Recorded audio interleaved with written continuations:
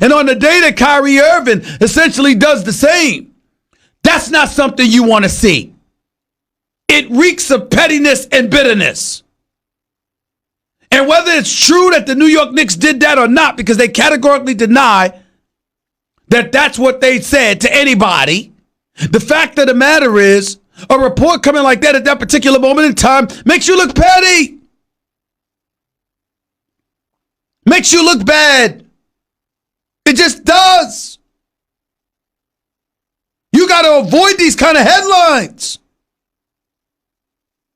And as Jay Williams stated, somebody has to go there, so I'm going to.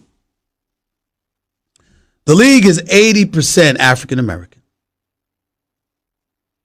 Ladies and gentlemen, I'm here to tell you something right now. Steve Mills is an incredibly intelligent man. Without question.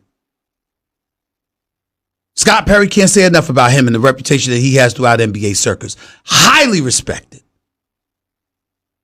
We all saw David Fizdale coach this team, the Memphis Grizzlies rather, to the postseason a couple of years ago in Memphis before losing out to San Antonio. You got 3 African Americans in these positions. And before these brothers make a decision, they don't even grant you an interview.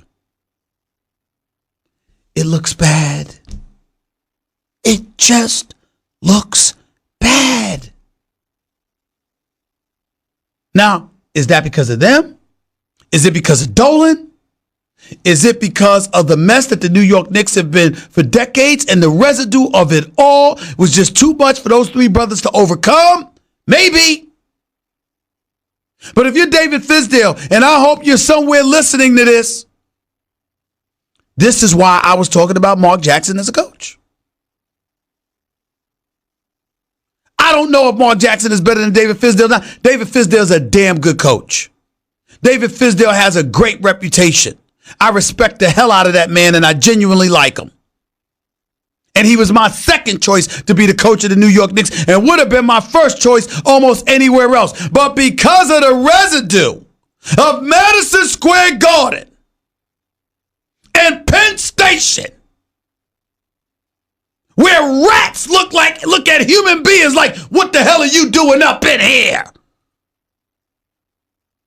You literally needed somebody like a Mark Jackson for 1 or 2 reasons. Number 1, to be that face of a franchise, to be the voice for New Yorkers on behalf of New Yorkers, to help sell New York, or to be the calming influence in the eye of a storm when things go awry, as they seem to always do, and to calm New Yorkers down so everybody would be okay. And we'd be reminded that tomorrow would be a better day. We don't have that right now. And you can point the finger in a multitude of directions, and who's the hell to say you'd be right or wrong? We don't know. All we know is that our misery seems to be perpetual. It seems to be never ending, and it seems to be proliferating in such a cruel fashion that we shouldn't know what to do with ourselves. You are the New York Knicks.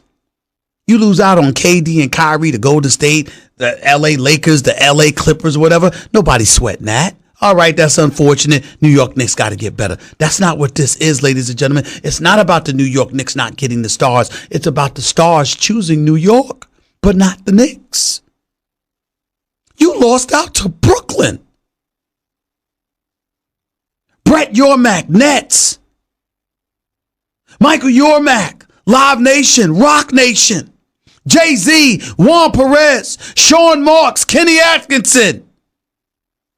They've built something over there in Brooklyn.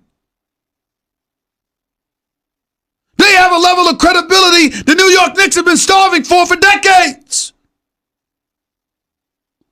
I'll never abandon New York. I'll always love New York. It doesn't matter whether I'm living here or in LA. the Knicks no matter what. No matter how many games the Brooklyn Nets entice me to attend. But talk about exercising in cruelty.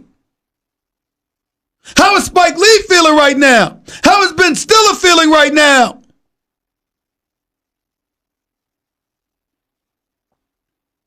I mean, it's gotten to a point where, my God, what are you going to do to us next? Just stab us in our chest? Don't even try to hide it no more?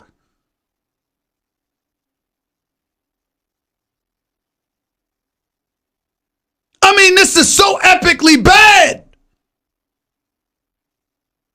And if you're going to sign Julius Randle, did it have to be for $21 million? I thought you weren't doing any 1 or 2 year deals. You signed him a 3 year deal. Third year is a team option. So I guess that's a great thing. But I'm just saying. Did you have to announce it that day? John, look at me. Did it have to be announced yesterday? You couldn't wait till the day? How is it that minutes after losing out on KD and Kyrie, y'all think it's okay to reach an agreement with Julius Randle? It couldn't wait 12 hours? Bobby Portis? It couldn't wait 12 hours?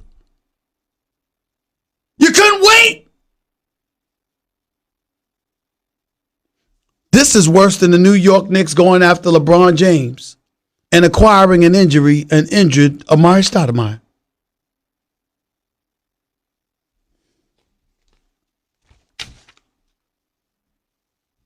I think the only thing worse than the reality of what has transpired is what may have contributed to it. I'll explain exactly what I'm talking about in a minute. 888-SAY-ESPN. It's 888-729-3776. You're listening live to the Stephen A. Smith Show, ESPN Radio, ESPN News, Straight Talk Wireless, everything for less, only at Walmart. By the way, everyone loves summer.